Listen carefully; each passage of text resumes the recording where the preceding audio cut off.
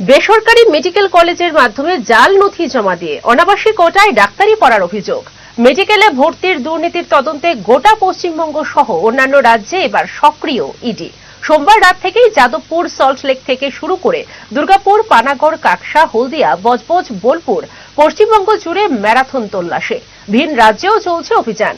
সকাল সকাল যাদবপুরের কেপিসি মেডিকেল কলেজ, সল্টলেকে কেপিসি মেডিকেল কলেজের ডিরেক্টরের আত্মীয়দের বাড়িতে তল্লাশি চালাচ্ছে ইডি।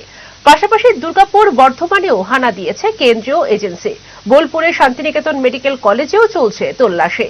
এনফোর্সমেন্ট ডিরেক্টরেট দাবি, মেডিকেলে ভর্তি দুর্নীতির তদন্তে এই রাজ্যের বেশ কিছু বেসরকারি মেডিকেল কলেজের নাম উঠে এসেছে, যাদের মাধ্যমে জাল নথি জমা দিয়ে এনআরআই কোটায় ডাক্তারিতে ভর্তি হয়েছে ছাত্রছাত্রীরা।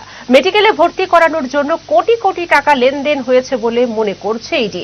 এক্ষেত্রে ত্রিপুরা, অসমেও কেন্দ্রীয় এই সংস্থার তল্লাশি শুরু হতে চলেছে বলে সূত্রের খবর।